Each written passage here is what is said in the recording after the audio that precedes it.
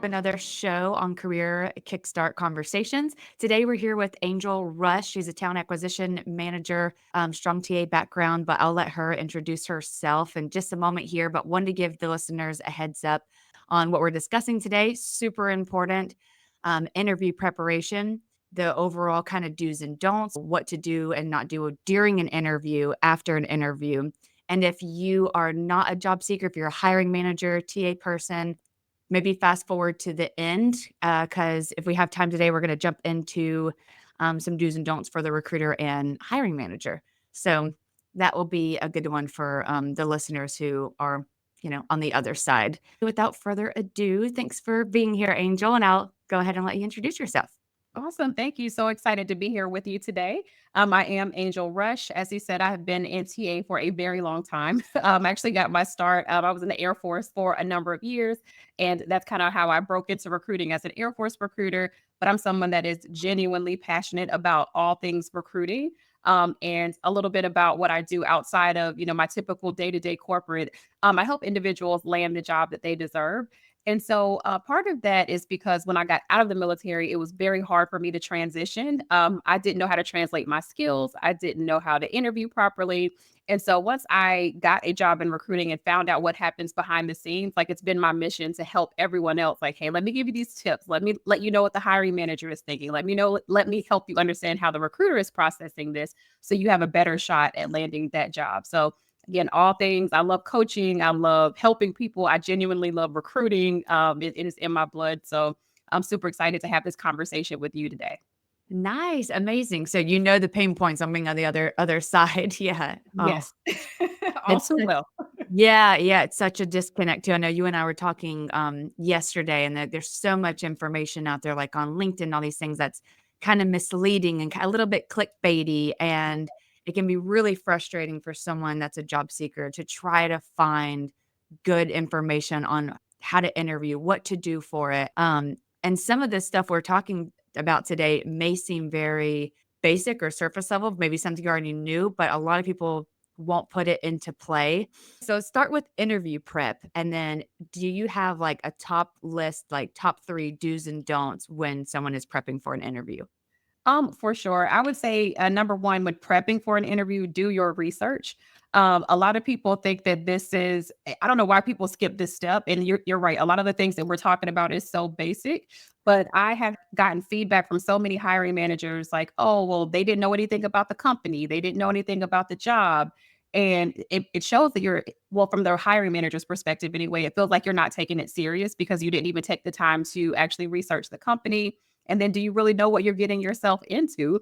And so being able to understand what the company does and then how does your role fit into the wider mission of the organization?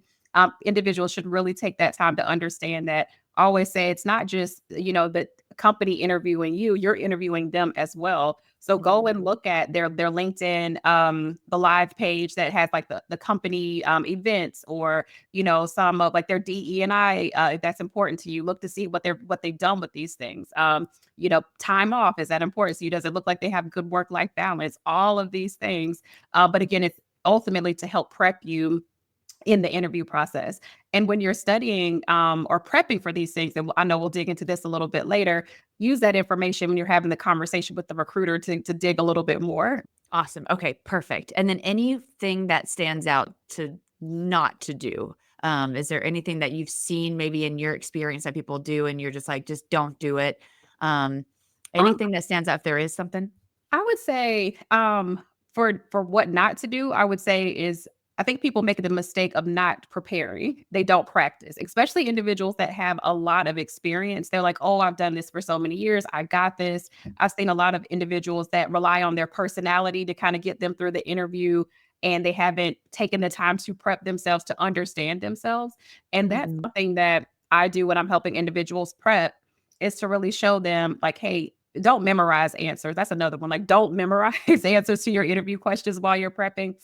Think about like some challenging projects that you've done and then kind of work that through. Like, okay, what tools did I use? Who was part of this team? Like really understand that And then regardless of the question that the interviewer asks you, you'll be able to pull from your experience and it sounds more natural. You don't sound like a robot. You don't sound like you've used Chat GPT to help you come up with the answer. And so I would say the don't is don't forget to actually take the time to prepare. Don't try to wing this thing, especially in this environment. It's very competitive. And so you want to make sure that you show up as authentically as yourself as possible, but also in a competent way. Individuals want to hire people that they like, but they also want to make sure you're competent. So you want to make Yeah. sure that you take that time to study. You actually have an interesting stat on that. You mentioning people preparing for the interview in terms of like questions and stuff, but not memorizing them for sure. Um, but people who practice interview style questions with someone are 50% more confident in their interviews. And confidence is a really big key in your interview too, because everyone gets the butterflies before an interview. But yeah, so practice, that's a really, really good tip. Um, I get a lot of questions from candidates on, what to wear to an interview. I've actually had hiring managers in the past not hire someone because what they wore to an interview, depending on what like level you are, obviously what industry you're in, but how does someone know what to wear to an interview? Any tips there? Oh yeah, absolutely. Ask your recruiter. If anyone knows me, the recruiter is your best friend. You want to make sure you connect with them. You ask the recruiter any and everything, just about. There may be one or two things that you shouldn't ask the recruiter. Yeah, yeah. But for the most part, the recruiter is your friend. And so you want to ask them, like, what's the culture? And even then, you might want to, for the interview itself, still take it up a notch. I worked for a fintech company and it was super casual. I mean, people would wear leggings and t-shirts and all the Oh, things. wow. So, very casual. But so in the interview, even if the recruiter says, "Hey, it's a super casual, company," you still want to level up just a little bit. So, business casual, that type of thing. But you can't go wrong for women with a blouse, a nice pair of slacks. Here, these days and times, it's a lot more casual than it used to be. But if you're going to, say, a financial services organization, as a guy, you may want to put on a jacket and a collared shirt and a suit. But the key is to ask the recruiter, and if not, go onto the website, research the company, see what people are wearing in company pictures and all that good stuff. Oh, But you that's a good definitely tip. want to make sure that you do your research and not just wing it. But you're right. I've had people, you would be surprised what people show up to interviews. And Oh, it yeah. is insane. Um, okay, that's a really good tip. I was just about to go into those virtual interviews. And is there any, so you mentioned the research to prep for an interview. Anything else, like should people be like preparing questions? Should they bring like a notebook, copy of resumes? What do they bring? How do they know what to bring to an interview? I get questions all the time like, can I take notes during it and this? What are your thoughts on that? Yeah, absolutely. I definitely recommend having questions prepared before the interview. And so that, again, to me, that shows that you're prepared. It shows that you are actually interested in the company, and making sure that they're thoughtful questions, not just your typical. And before I say that, it is absolutely okay to say, "Hey, what's a typical day like?" and all of that. But then you need to go a step, a click down. Like, when you're talking to the recruiter, ask them like, "What's the biggest challenge that the hiring manager has?" And so making sure that you're thinking through these questions, like each step of the interview process causes for a different set of questions. So I literally have a whole notebook of, this is what you ask the recruiter, this is what you ask the hiring manager, this is what you ask the different members of the panel. Because again, if you're interviewing with, say, HR, a finance business partner, and someone in tech, they're partnering with you in a different way than, say, the hiring manager, or even, and the questions are going to be different than what the recruiter is asking. So just being Mhm. thoughtful about that. And yes, it is okay to absolutely write those questions down. Again, it shows that you're prepared. It shows that you were planning, you're thoughtful. So you should write them down. And even if you're nervous about taking notes, I do it all the time. I tell them before, like when I'm interviewing, I'm like, "Hey, excited to be here. Just like I'll be scribbling some notes. I don't want to miss anything, just kind of make a joke about it. And that way it's not this, oh my God, I'm taking notes. I hope they're not judging me, because I address every elephant in the room Yeah. Yeah. when I'm interviewing. And it may be because I'm just old at this point, but always, and I would say, bring a copy of your resume. I know that seems kind of old school. Nine times out of 10, they already have your resume. They should. But sometimes, honestly, hiring managers are running out of one meeting and they're running straight into a conference room to meet with you. So having that resume prepared is for them is absolutely okay. I've even had individuals like do like a quick one pager about a highlight, kind of anticipating that tell me about yourself question and just say, hey, in addition to my resume, I just have a quick document here that summarizes some of my greatest achievements. And if Oh, you want to walk through that together, we can. But again, it kind of takes the fear out of that. Tell me about your. We all know they're going to say, "Tell me about yourself." So go ahead and yep. just knock their socks off right when you walk in the room with a well prepared document. Yeah, and that's usually the first question, and first impressions in an interview Yes. are so good. And then Oh, I yeah. actually have a stat about kind of going back to appearance and what to wear. It says 55% of impressions is based of first impressions are based on appearance. 38% of that is voice and confidence. This is talking about interviews specifically, and 7% on what you actually say in the interview. So Yeah. like I said in the beginning, like these may sound to you listeners like kind of simple, like, oh, we are new to prep and stuff. But like Angel's sharing a lot of like good tips and expanding on that. But so you wouldn't believe how many people skip this. And that's it. It's simple. It doesn't take a lot of time. So the company, recruiter, hiring manager, they're making sure that you're putting in minimal effort. And just that will set you apart from a ton of candidates. So, like, Oh, why yeah. not do it? And that's kinda how we think, like, well, why wouldn't you do it when you know that this is Exactly. yeah, it's kinda like a why not kinda thing. I love Anyway, those, stats that you gave out about, first impressions, and obviously you should be able to articulate your skills and all of that, but people wanna work with people they like. So coming in with a smile and not a fake smile, be yourself, be warm. Like, I'm naturally just a happy person, so it comes off like, I'm like, like I'm doing but come in warm, like, they want to work with people that they like. Make eye contact with them, if you're in person, a firm handshake, or you could even make a yeah. joke because post-COVID, some people wanna do the fist bump, like, "Hey, are you post-COVID? Let's do" and just be kind of lighthearted and you can disarm them and then have a natural conversation because that's the goal in an interview. You don't want it to feel like an interrogation. It should be a natural conversation. But smiling, shaking the hands, being warm, having that eye contact, all of those things, it disarms people. Even on a virtual interview, like a quick little wave, like "Hi, nice to see you." It's a Yeah, small gesture of just a quick hi. Again, it disarms people. And exactly. yeah. Yeah, and you were mentioning too, you're like, when I go into an interview, like the note-taking conversation, like, I'm just myself and I'm genuine, and honestly, that stands out so much in the best way, like, so super, super important. So you mentioned for the research on LinkedIn, is there any specific things they should be looking for? I know you mentioned like DEI events, stuff like that, but like when a hiring manager asks, I'm kind of skipping to during the interview a bit, but what do you know about the company? Is there anything that people specifically look for, hiring managers, recruiters? What do they need to know? Or should you just research what you want to know? Like what is that? Yeah, I would think, well, number one, you want to know, I always say, how does the company make money? You definitely want to know that and be able to not necessarily answer that question, but that will give you an Yeah. idea of how the company flows, what's important to the organization, all of that good stuff. So obviously understand how they make money. I would say, and then kind of switch it to what's important to you.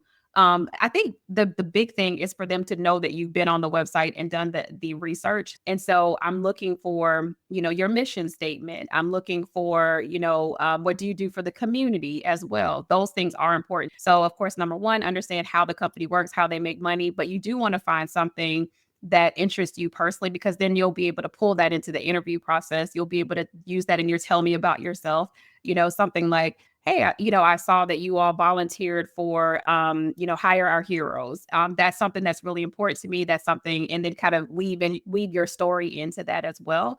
And then they're like, oh, okay, this you make it so clear that it's like a perfect match. Like, oh, we do hire our heroes. Oh, she's passionate about that, and she understands what our organization does. Oh my God, check, check, check. And so Yeah. it's just easy for them to say yes. You're giving them more and more reasons to say yes. But those would be the two things in particular, like understand the company, and then to try your best to understand how your role plays into the overall mission of the company. I think that would get you in a good place because most people are just googling the company and whatever that top paragraph is, they're going to read that line, and I can tell all day, every day that that's all you've done. Yeah. Yeah. Yeah. Let's see. So let's go into elevator pitch because we mentioned like the question that is going to be asked. Tell me about yourself. That was a great tip to have like a paper, a list of accomplishments, but the hiring manager is going to want you to say something on it too. What should someone prepare an elevator pitch? Do they wing it? How do they prepare it if it needs to be prepared? What do you think about an elevator pitch for that question? Absolutely. You should absolutely be prepared for that question. That's actually another tip as well. Like those common interview questions that you know they're going to ask, go ahead and have your answer ready. For the tell me about yourself question, I know people get confused. They're like, what should I say? Like, do I tell them I have 2 kids and a dog? No, don't do that. Because really what they want to see is like, how are you qualified for this particular job is really what they're asking. Like, tell me about your background. I would say a don't for that is don't read the resume. I hate when I like ask someone, hey, tell me about yourself. They take the next 2, 3 minutes to tell me about your background. And they literally read the resume. Like, I can read your resume. I don't want Yeah. a regurgitation of that, please and thank you. But I'll tell individuals to kind of tell a story. That's how I prep people to answer everything. So for me personally, I'll talk about how I got into recruiting. That's always how I start my tell me about yourself question. Ah. And because it's fun, like I was in the military, I joined the Air Force. And really the reason I joined is because I didn't want my parents to do anything for me. I wanted them to pay for my college. And so I took Smart. whatever job they gave me, but hated my first 3 jobs. And so basically I applied to be a recruiter. I'm an introvert, believe it or not, by nature. Oh, wow. And yeah, and I was like, okay, yeah, whatever. I'll do this recruiting thing. And when I tell you, it was like something clicked in me. Like it was like, oh my God, this is what I'm supposed to be doing. Like I connecting people with jobs. I was helping individuals in the same situation as me. They couldn't afford college, or maybe they had a small family and they couldn't afford to take care of their family, or they genuinely wanted to relive their family's tradition of serving. And so I'm connecting all these individuals and helping them reach their dream. And I've been doing it ever since. And so I kind of start with that and then talk about how the various jobs that I've had in recruiting, and then talk about huge accomplishments. Like I've built a global recruiting team from the ground up. I've implemented ATS. All talk about all of this in my tell me about yourself. And then I always end with something about the company. And then I'll say like, oh, and this is why your company interests me so much because of XYZ. And so that way I tie it all Mm. together. And by then I've answered just about every freaking question they could possibly ask me. And I've done it in 2 to 3 minutes. So that's kind of my formula for tell me about yourself. I like that because it builds rapport from the very beginning. They get a sense of who you are. Now they know that you can accomplish something and you're aware of your accomplishments. You'd be very surprised how many people aren't aware of what their work did at a job. They just are like, "Well, I did my job." It's like, "But what was the purpose of your job? What was the outcome?" Yeah. So those accomplishments show that like I knew the purpose of my role and I added value and I know what that value was. And then closing with something about the company. Now they know you've done your research. And I think a good point you made is 2 to 3 minutes. Yes. Because I was about to say some people do a 30-second pitch, and then some people will be talking till tomorrow. Yeah. So I think 2 to 3 minutes is so, so, so key there because, again, those first impressions, I can't tell you how many times I've had candidates not make it through because of that question. That is the number one question, and every time it's because they just talk too long. Yeah. Yeah, exactly, exactly. It is crazy, but which is why it's so important to practice as well. Like, Yes. not just write out the questions because I know people that do that. They're like, "Oh, I know what I'm going to say." No, you have to practice it, time Mhm. yourself, have someone listen to you. If you can't concisely express yourself, especially in corporate America, time is money. So no one has time to sit here and listen to you give a long soliloquy about you being born back in California, and then you move to the East Coast and I like, no, that's just too much. But brevity, to be able to tell a story in a concise, clear manner, like that's money. And so, and you're right, a lot of people just cannot do it. But I think it's just because they don't practice. Yes, exactly, and don't lose out on an interview for that question. If you practice any question ever, please let it be Yeah, that one, at least in my opinion, I just because agree. my personal experience, that's where a lot of people fail.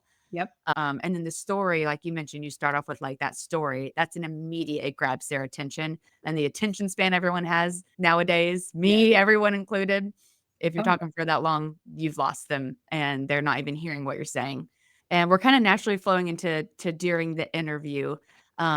So I'll start this one with, like, do's and don'ts. I know we've touched on a lot of things, but any kinda, like, top 1 to 3 do's, don'ts for during the interview?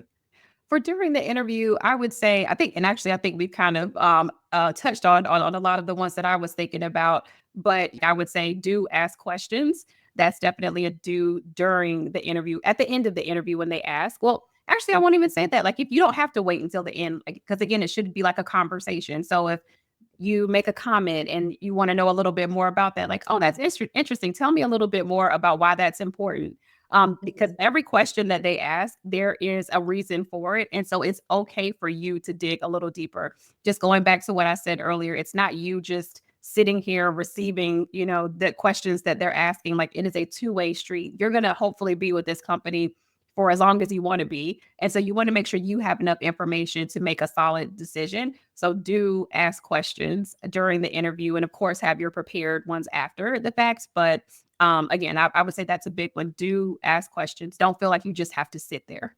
Yeah, yeah, and, in my opinion, it makes you look a lot better when you're asking questions, especially when they're not, you mentioned before, kinda like the cookie cutter questions. If the hiring manager or recruiter with your questions can tell you genuinely wanna know more about, XYZ, it makes us more confident because, like, okay, you're genuinely interested in this opportunity. You're not just interviewing because you got the interview. Like, you really wanna be here, and I think that's more important now than ever, and, like, at least my past 8 or so years of recruitment.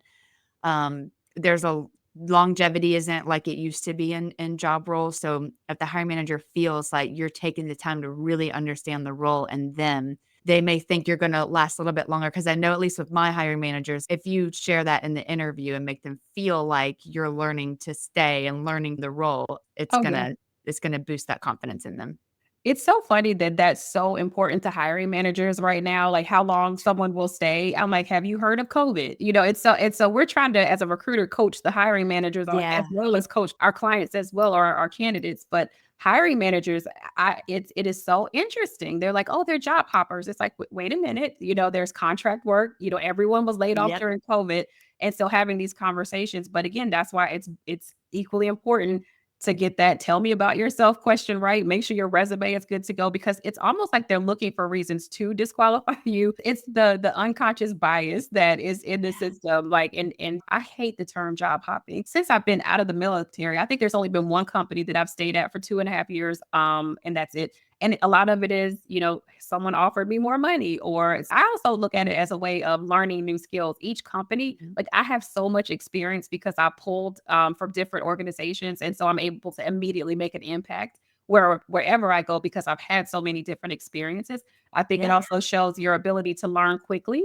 So there's several ways for you to spend that, short tenure at various jobs. Like, to me, I always spend it in a positive way. Yeah, that's a really good tip. Spin it in a positive way, and you're versatile. Like, show the strengths of moving jobs, and like you said, make it kind of like a selling point. Like, yeah, you're concerned about this. Well, you shouldn't be a concern because it's actually a strength. Yeah, absolutely. Awesome. You mentioned earlier that when answering questions in the interview, like a story in a way. Well, can you expand on that a little bit more? Yeah, absolutely. The STAR method is always a good place to start when you are interviewing for any position. And so, for those of you who don't know, that STAR stands for situation, task, action, result. So, a really, really good formula but it actually is literally telling you how to tell a story. So, when you're describing the situation, you're doing just that. Like, who was involved? What tools did you use? What was the actual project itself?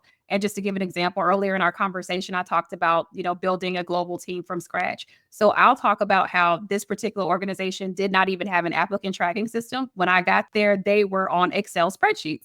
And again, they were recruiting for Facebook, Cisco, Indeed, like these big name companies. And then it was based overseas. And so I'm having to overcome the cultural differences, and then also trying to help them understand how to recruit tech within the United States, but not even having an applicant tracking system. So one of the things I had to do, obviously, was get buy-in to for them to invest in an applicant tracking system. So that's an example of how the situation part, like that, you want to give a good background story. And again, you're painting a picture. And if you're interviewing me, like I'm interviewing for a recruiting leader position, and you're like, oh my gosh, they didn't have an ATS, like even your face, you're like, what? You're on Excel? Yeah, I was like, woo. but it's something that's engaging, and they're going to remember, like, oh my gosh, they didn't have an applicant tracking system. Angel implemented Greenhouse, and go from there. And so the task part of it is just that, what did you do? So for me, I had to compare various vendors. I had to get buy-in from the leaders within the organization because they didn't understand the traditional recruiting process. So just listing those tasks, talking about the tools. Again, Greenhouse. We also had smart sheets, like, all these different things. And then the action is, what did you actually do? And then the result piece is very important, because you want to use quantifiable results if you can. That goes for the resume and the interview. So I could talk about, how our time to fill, decreased by 30%, those type of things. And then also, like, part of result too is like, what did you learn from this after you told this beautiful story? Like, I like to add that little asterisk at the end, like, what I learned from this was XYZ. I learned so much about myself, and my ability to influence things that I didn't know that I had, because I hadn't been put in this situation before. So always add, what did you learn? And so that's how you want to answer any type of behavioral based interview question. Yeah, yeah. The STAR method is huge. And I've actually seen some HR teams really, really strict on this. I've had feedback from candidates like, we're not moving forward because they didn't answer the STAR method. I'm like, well, that's not common knowledge always.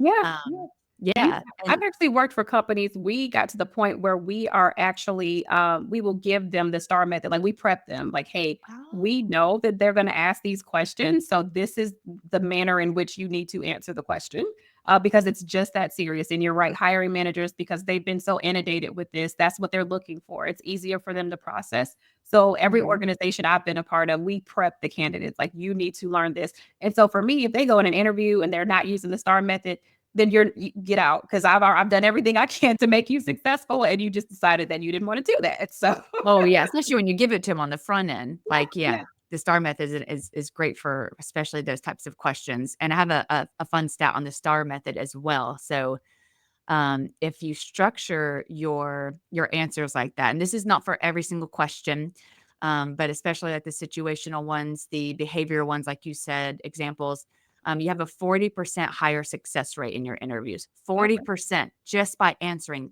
in that structure. It's wild. Going yeah, back again, I'm going to keep saying this. These things sound simple, but they are going to put you, as you already have heard some of the stats, at minimum 40% higher than other candidates who aren't using that, and there's a lot of candidates who don't use that. There's a lot of candidates who aren't prepped to use it either, so, yeah, yeah, um exactly. all right, cool.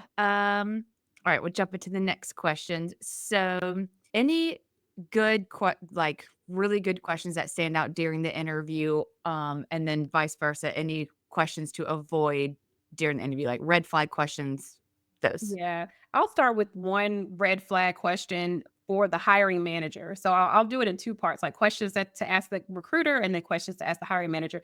Do not talk salary. Do not say things like work life balance. I know that we want those things, but to a hiring manager, just leave all of that out for Yeah. now. You're trying to get the job. If you talk to a recruiter first, you should get that information from the recruiter. But there are some organizations that kind of, the hiring manager will go on LinkedIn and just reach out to you in the blue, out of the blue. But for the most part, try to stay away from compensation with the hiring manager. Obviously, we all want a job because we want to make as much money as possible. That's obvious. Mhm.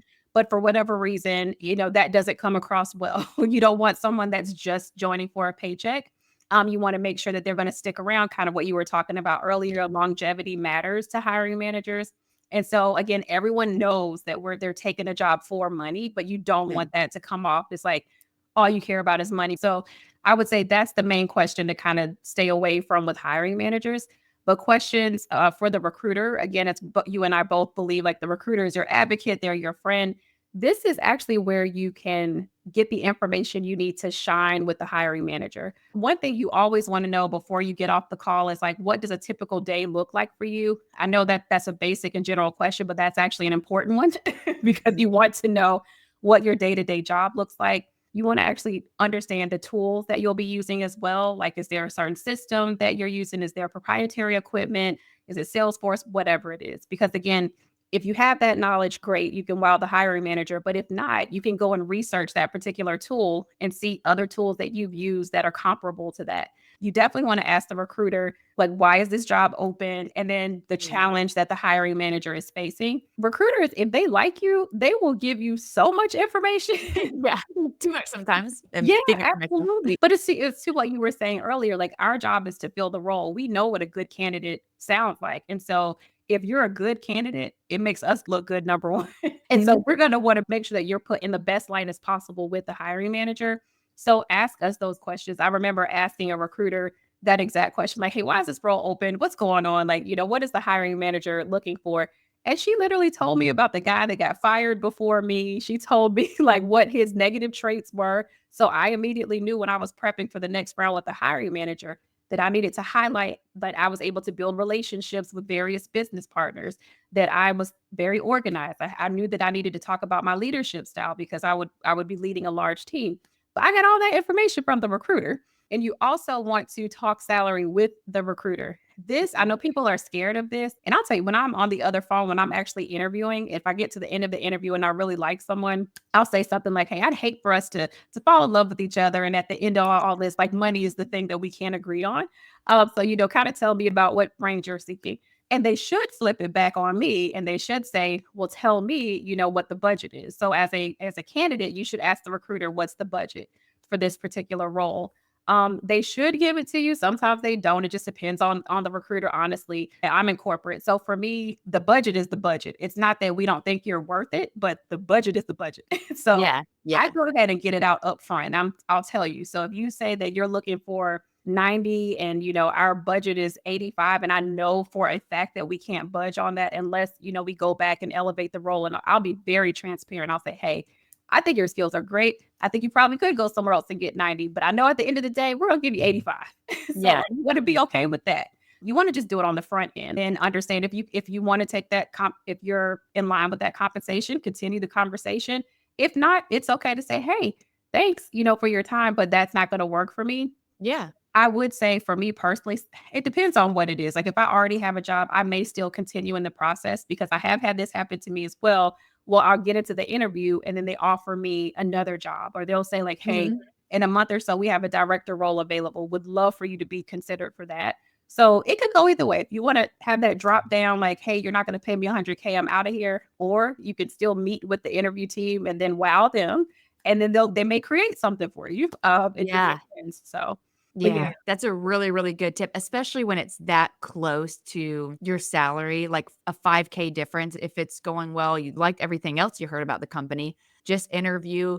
Worst case, you networked with someone or you could get another job. Like you said, I've seen that happen so many times. One thing I have seen, I'm curious on your thoughts with this. So, the haggling back and forth. So say like the recruiter says, well, the budget's between, 80 to 120K, but then that recruiter gets offered 90K or 100K. And then Mhm. I've seen it where they're like really upset because like, well, your budget's 120. What does that look like for you? I'm curious because I've just seen that. And then that makes some recruiters reluctant on giving you the full band because it's like, well, it's don't take it personally. Like this was the range and it doesn't mean you're going to get the top of the dollar every single time. That's where you have to kind of educate the candidate, because I've worked for Mhm. companies where the range is published on the website. And so they think that they can get the top of the range, but really the range is not the budget. Like, legally in California, New York, and all of these various places, you have to post the entire range. I have had to have this conversation like, this is the budget. That's the difference. And I'll even say, "I know it's confusing. I apologize for it.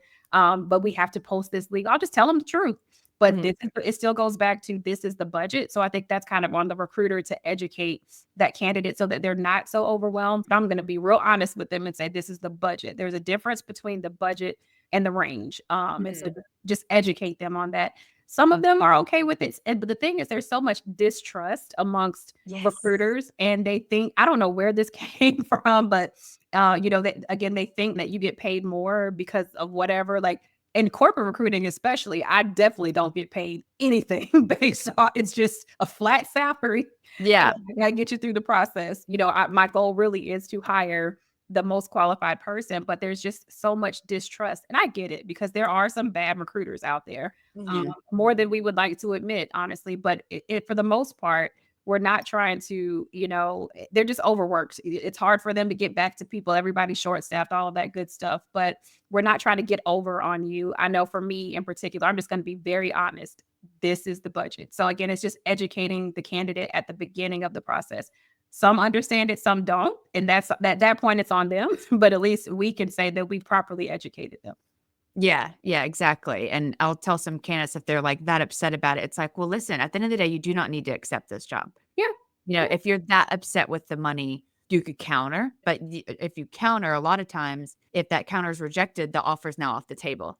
Mm, So not always, but I've seen some clients like, okay, because then the client's like, well, if you're going to double down and now take the original salary after you countered, you're not going to be happy. And now we're starting this relationship off like a really wrong foot. It's not right. at every company. And so I get it. It's so hard because I get it from the hiring man, like the company, and I really get it from the candidate. But yeah, the Yeah. mistrust thing, I don't know where it came either. It like came out of nowhere. It's like, Yeah.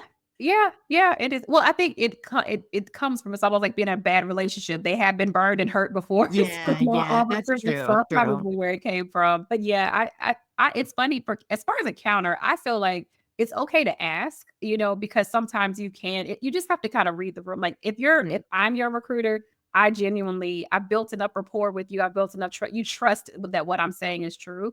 But even, hey, I'm fine with going back and asking for an additional 5 to 10, but then what I have to do on my end is then educate the hiring managers because there are a lot that what you just described, they'll want to, like, well, why are they asking for more money? Because that's what influencers are telling them to do.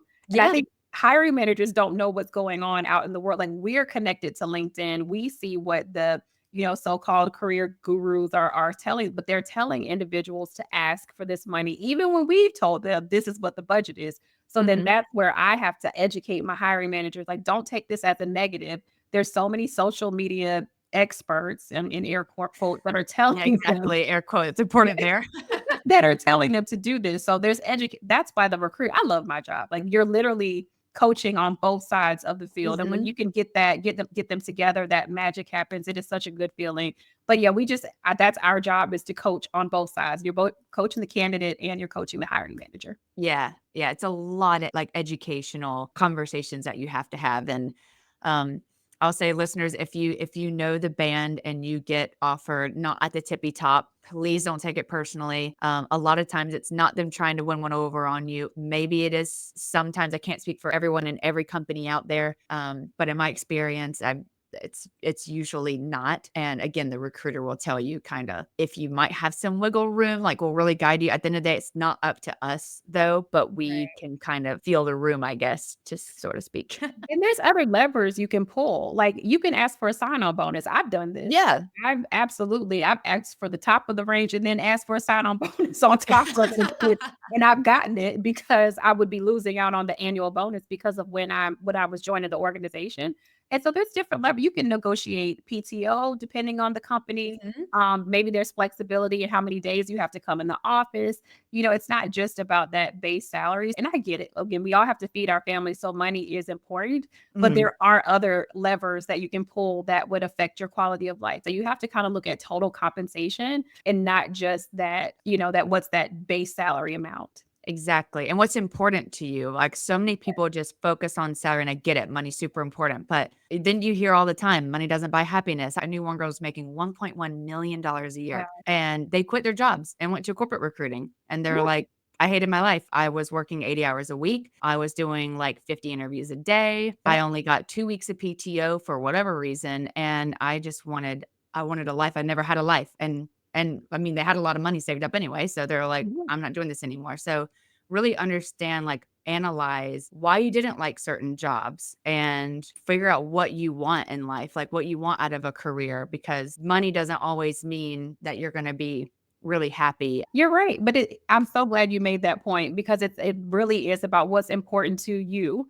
Like I see a lot of, and oh, you want to get to 6 figures, or I remember there was this big push like for everybody to move into tech, and there were all these tech Yeah. boot camps, and now they have no jobs because the Mhm. tech industry isn't booming like it was. And so you have to do what you're passionate about, what's important to you, what type of lifestyle do you want to live. I tell people all the time, like when my first session with them before we talk about resumes and interviews and all that, we design their life. Is it important to you to meditate in the morning? Do you want to work out? Do you want to make sure that you get to all your kids' football games and all that good stuff? Mhm. That's what we talk about. And then we design the job search based off of that, because it's so important to really understand what's important to you, not what the Joneses are doing down the street. Like, you may not care to drive a Lamborghini or whatever, but you really need to understand what's important. And typically you will find out that you don't need as much money as you thought you did. Mhm. Again, money is important. We are not discounting that Yeah, whatsoever, but yeah. it really is about understanding what's important to you and the type of life that you want to have with you and your family.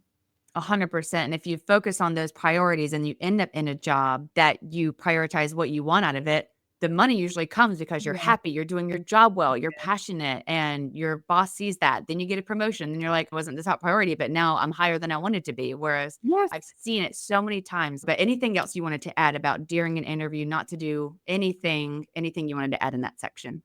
I think we've covered during an interview pretty well. I will say, I know this is kind of old school, but like making sure your handshake is right. Like, people actually are still judging off of that stuff. I know it sounds weird, but do not have the limp fish, the dead cold fish thing. That old school mentality is still, they're still working. I would say that. I know it's something that you don't think about, but yeah, making sure that your handshake is solid Yeah. when you're starting the interview. But no, I think we've covered like all of the do's and don'ts. The questions would probably be the biggest thing for me, because with the nailing the tell me about yourself question, it obviously can like literally seal the deal. You can win the interview in those first 2 minutes, but if by some chance that you mess that up, if you have really really good questions at the end, and that's the last thing that they remember about you, you can quickly just catapult from if you had a Mhm. bad interview experience. So the questions are equally as important as nailing that tell me about yourself question. I've had clients of mine that have said, "Oh my gosh, the questions literally saved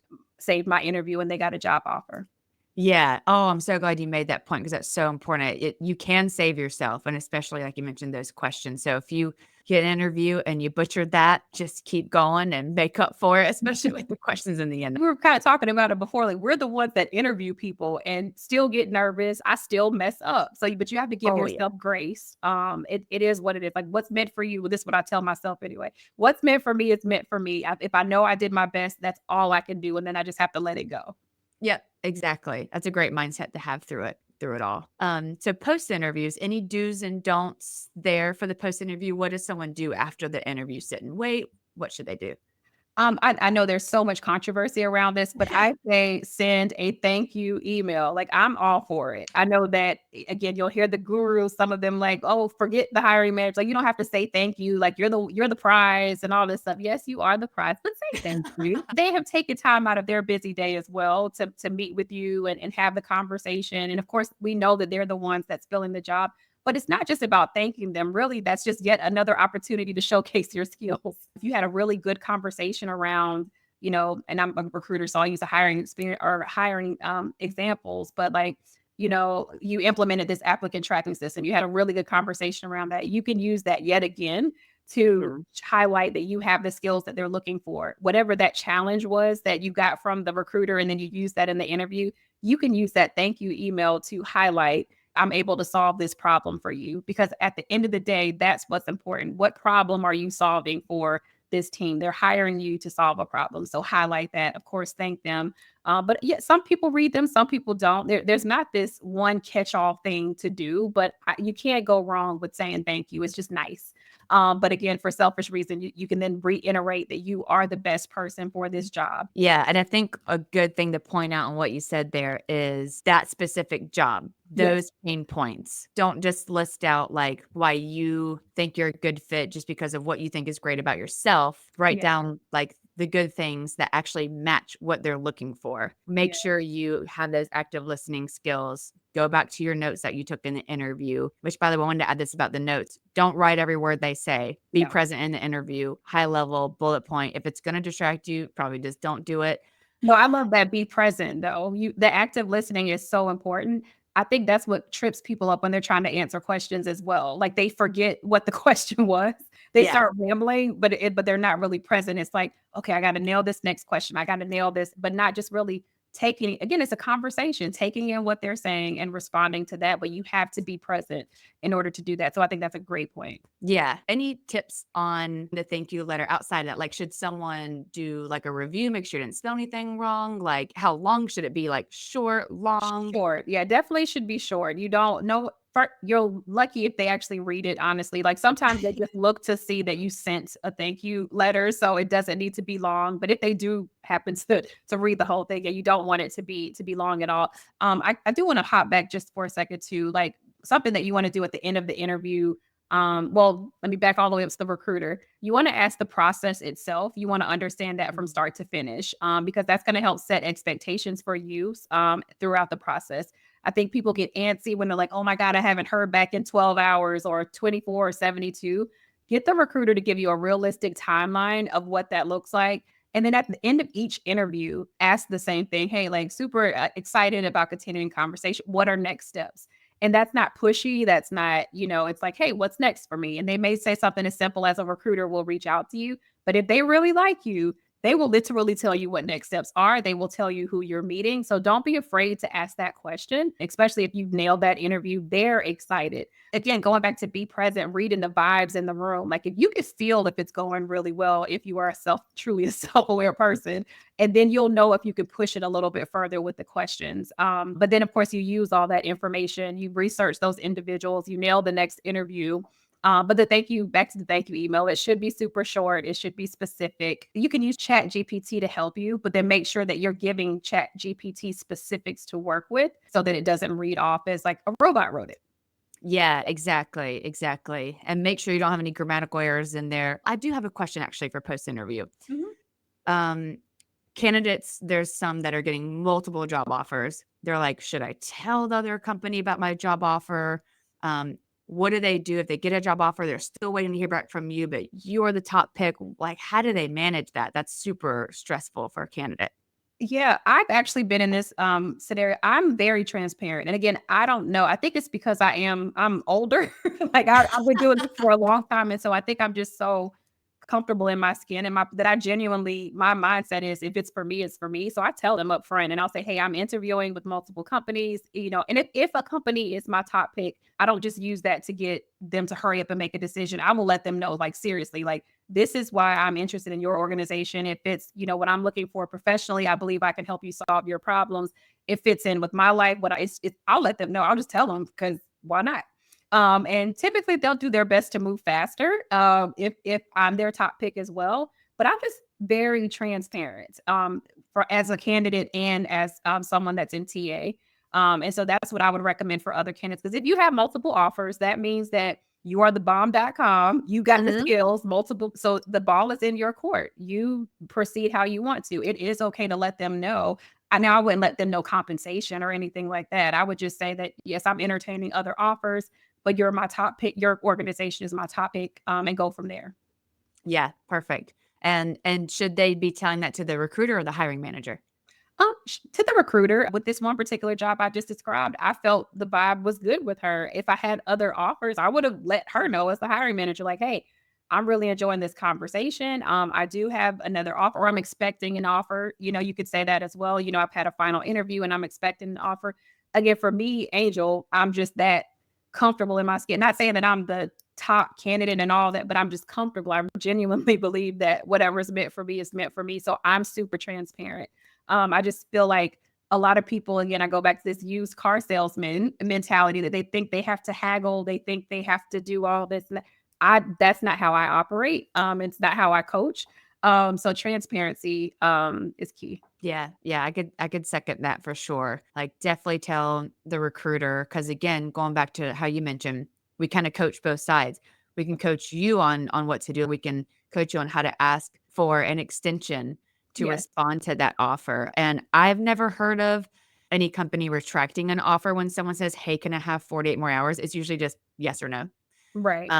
Have you ever seen a company retract an offer when a candidate comes back and says, "Hey, can I have 2 more days to think about this offer?" No, not if they're proactive. Now, what I have seen is that we've had to chase a candidate, like you just haven't signed your Mm. offer and you've been basically kind of ghosting us, and then you try to come back. That's a red flag. Just communicate, but disappear, then we've had to chase you. I have actually seen that in the last couple of years where we're like, and I'm sure they were entertaining multiple offers, which is fine though, but just communicate that. To me, that shows that you're not interested. If you're not Yeah. communicating with me, if you're just ghosting and then you're coming back at the last minute saying, hey, can we? No, I've seen offers pulled at that point, but not Yeah. just simply because a candidate was forthcoming and said, hey, I'm in the final stages of an interview, would love to consider this offer as well. And if a company pulls an offer for, like, I don't want to work for you anyway. Yeah. Yeah. Absolutely.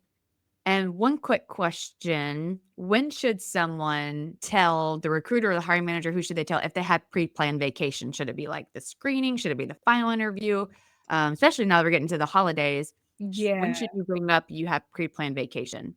I would bring it up towards the end personally, but I would bring it up with the recruiter, but I would do it at the end of the process because at that point you're already talking offer. They've already, they want you. They don't want to go back to the drawing board. So that's when you Mhm. get your ass, especially if it's a typical corporate job. It's typically okay. The only time I've seen it an issue is I used to do like high volume recruiting and they had classes. And so training was very Oh, structured. So you would start on a certain day and you literally could not take any time off during those like 3 months or so. Yeah, and so I've seen it in high volume recruiting, but for most positions, as long as you're but and even then, let's say the time off is during the holidays, then that's okay because the company will have those holidays off as well. But for most positions, I would wait till the end, close to offer or at offer, honestly, and say, hey, by the way, I have a cruise planned. Give them the dates, get it and that shouldn't be an issue. yeah, perfect. That's a really Yeah. good tip. I've seen that a lot recently for some reason. Anything you want to add about any topics kind we covered or? Yeah, this has been a great conversation. I'm like, it's so many spinoffs. So I'm like trying to think, have I missed anything as far as how to make sure that people are successful? But I think we've done a great job, just making sure that you know yourself, you are able to articulate your skills, whether it's through the tell me about yourself question or throughout the interview when you're answering those situational and behavioral based interview questions. Not being afraid to ask questions. Again, that's you are just as much in control as the individual that's interviewing you. Researching the organization, all of those things are important. So I think we hit like if someone's listening to this, they should be able to nail their next interview for sure. Yeah. Yeah, this is literally how to crush an interview, Yeah. and I can't reiterate enough how simple these steps sound from just us talking about it, but they're actually pretty challenging when you get into the interview, and you'll see how, like, bad or good you are, and if a hiring manager is asking you a direct question, "How many years of experience do you have?" You don't need to do the STAR method for that. Don't tell them the whole story about all your years of Yes. experience. 2 sentences, I think for that one, Oh, "I have yeah. 7 years of experience, 5 years in XYZ, 2 years in XYZ. Would you like me to elaborate on that?" No, that's good. I think it goes back to being present because every question is not a situational or behavioral based. Sometimes it really is just that. Like, have you used Excel before? Yes or no. And then maybe giving a quick example of how you've done it. But then, like, I love what you said. And then, like, I can elaborate more. Would you like me to tell a little bit more? And then they'll let you know, no, that's good. That's all I needed to know. Because sometimes Yeah. there's questions that we're asking, even on the recruiter side, that we're just checking some boxes to get some general questions out the way and then we'll get to the meat and potatoes. So read the room, be present, listen to Yes. what we're asking. Answer the question, yes. Yes. I know we're coming up on time. Mentioned if we had time, we would do some, for the recruiter or hiring manager. So I'll just ask you just one question there. Any top tips, any terrible things? What should a hiring manager or recruiter know if they're new to management? Because there's not a lot of hiring manager like training and interviews. But how should they prep to meet a candidate? What should they do? Just in, high level. Honestly, read the person's resume. And if you're a hiring manager, read the recruiter's notes as well. We've taken the time to ask the questions. We've asked about the gaps. We've done all the things. And if we haven't, then you could push back on us. But read the notes, study. Like, please don't just print a resume off and then run into the interview room without studying the candidate and researching. Then you're able to ask more well developed questions. Take your time to think about okay, what skill is really important for this individual to be successful and make sure that you're asking those questions to dig deeper. If your organization hasn't given you interview training, go on LinkedIn. There's so much free training that tells you how to interview. Own your unconscious bias. Like you have to know yourself. Like for me, I know that I have a bias. It's not even unconscious. I'm a veteran. So if I see that you're a veteran, I like immediately want to help you. And I have to check myself with that because I can't just hire every veteran. They're not all qualified. I mean, let's be honest. So like you have to know yourself and know what those are and check them before you get into the room so that you can give this individual a fair shot. And just being honest, we all have those unconscious or conscious biases. I've seen hiring managers like have an attitude about what school people went to. Like that, oh my God. Get rid of all of that and just look at, is this person qualified? If the recruiter has pushed them through to me, there must be something there. Let me explore that. Let me look for reasons to say yes and not for reasons to automatically say no. I could do a whole class on prepping hiring managers because to your point, they typically haven't been trained. And if they do get some, it's your L&D department rush together to throw something together and give them some basic training. But like research how to probe. I hate when I see this in feedback from a hiring manager that they're like, oh, well, they didn't fully answer my question. Well, did you probe a little bit more? Because it Mhm. is nerve-wracking because sometimes it does feel like an interrogation when you're the candidate. So just Yeah. ask probing question. If you probe and they still don't get it, okay, then we potentially have an issue there. Um, Mhm. for recruiters, I would just say be responsive. I know it's hard. I know it's tough. I know most of us are understaffed, but put yourself in their shoes, like empathy on all ends of the process. Like I would hope that candidates would have some empathy for us, but we should have some empathy for them. I myself have been laid off 3 times, like in the last, gosh, like 3 to 5 years or so due to company wide layoffs. It's not a fun thing. And so if someone has taken the time, even a recruiter phone screen, like send them a quick email or something. If you've made human contact with someone, so get your day structured, use whatever tools that you need to help you structure your day, time block, like the first 30 minutes of the day, the last 30 minutes are admin. I'm going to respond to my candidates. And that way you could take care of them. It's so tough right now. Just everyone is emotional, gas is high, food is high, it's just a lot going on. So just respond. If it's a text message, if it's a quick email, if you've had human contact with someone, do your best to respond. And I live it. I get it. I'm in recruiting day in and day out. I know it's hard, but I've been on the other end, just like not knowing what's next. Um, Yeah. those are some things that I would give for the recruiter and the hiring manager. Yeah, those are really, really good tips. Thank you for that. And by the way, listeners, especially on the job seeker side, which everyone is at some point, Angel actually does coaching on the side. She helps you land that job that you desire. So full cycle from interview prep, resume, everything. She does this for you as a service, and it's called Angel's Career Rehab, which I think is the best name ever.